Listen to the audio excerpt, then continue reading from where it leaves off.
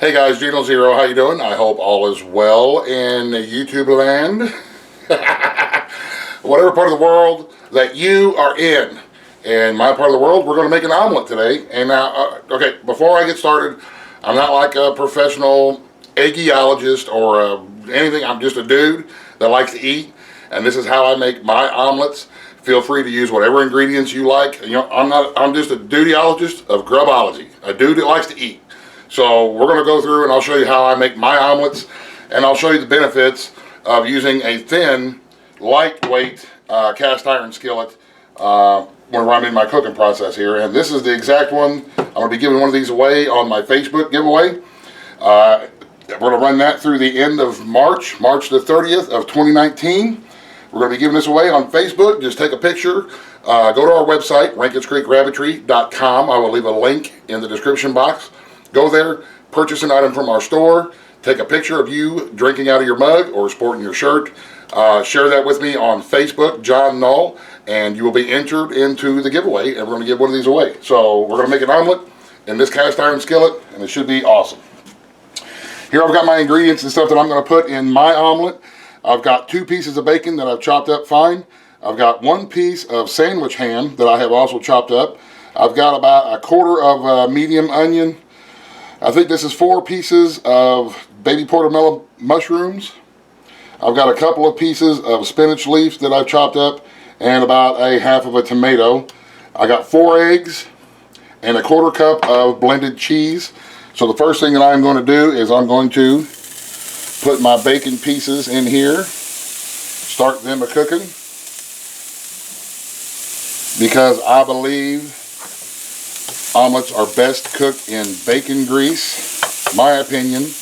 Just like turtles, better cook it in bacon grease. And this is a way to you don't have to use your stored bacon grease, because you want to keep your bacon grease handy if you need to.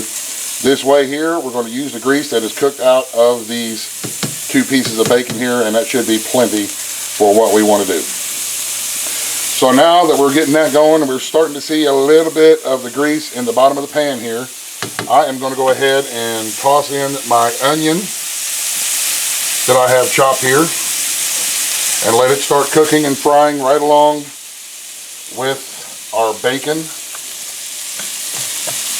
Just going to spread it all around, keep stirring it, cooking, cooking, cooking.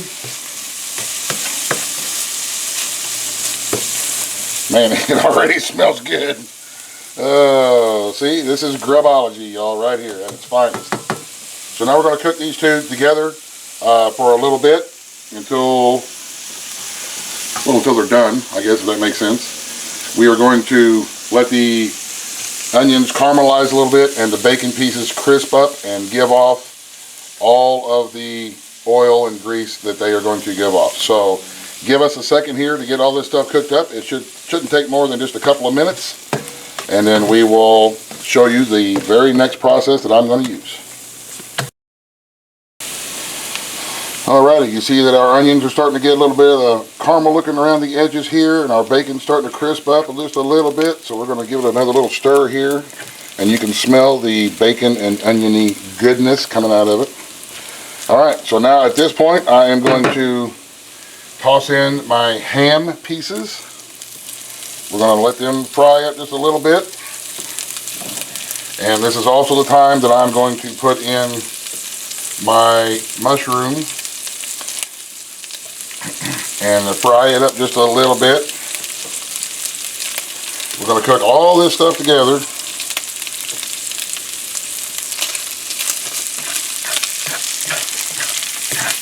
These is going to be inside of our omelet, which I do a little bit differently, and you'll see that here in a second. We're just going to kind of let it fry up just a little bit.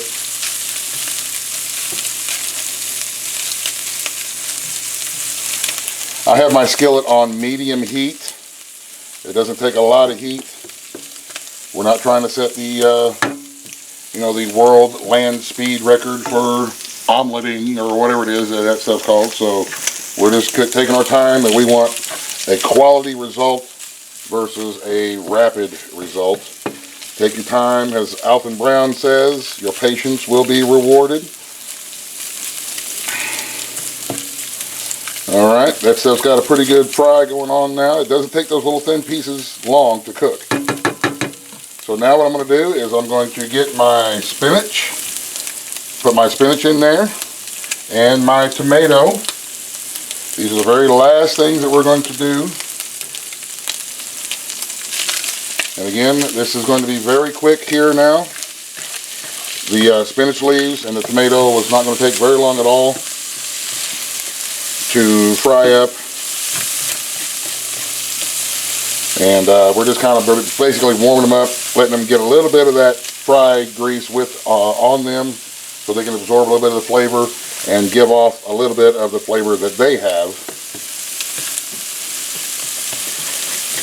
Alright, so now what we're going to do is we are going to get our egg mixture, which is 4 eggs. 4 eggs that I have already salt and peppered. And we're going to pour that into our skillet.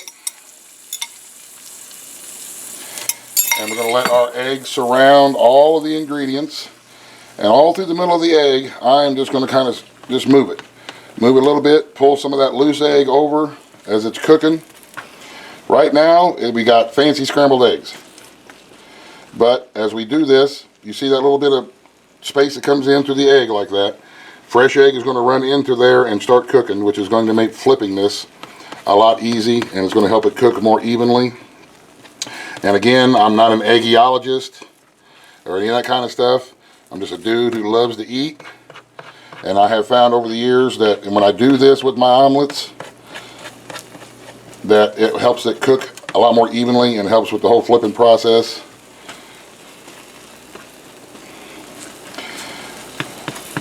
For me anyway. There are going to be other folks who may disagree, and that's okay.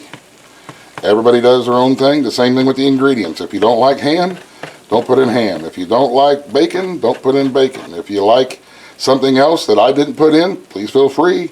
It's your omelet. Make it however you want it. Like Bob Ross would say, you have the power. It's your world. It's your power. Make it any way you want. If you want more onion, then it's exactly right to put in more onion.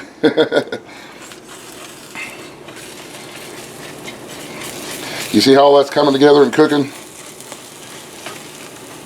And don't worry if you separate a little bit, you can just pull a little bit more on top of it and it'll seal it right back up.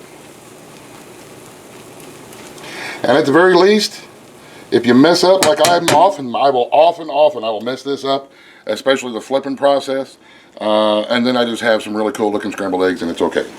But now we're getting to the point to where it is, how much do I trust my pan? Remember we re-seasoned this pan a couple of videos back.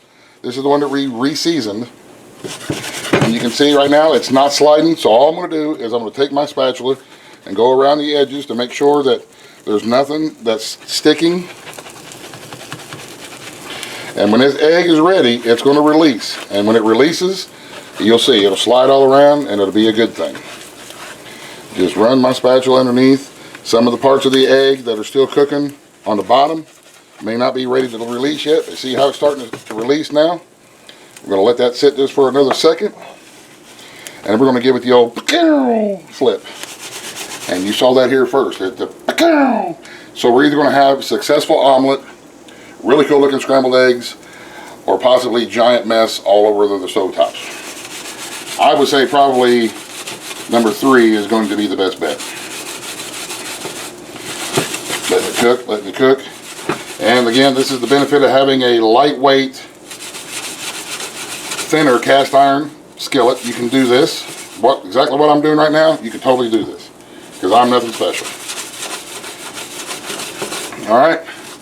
Let's see if we can give it the old flipperoo here. You guys ready? Wish me luck. Here we go.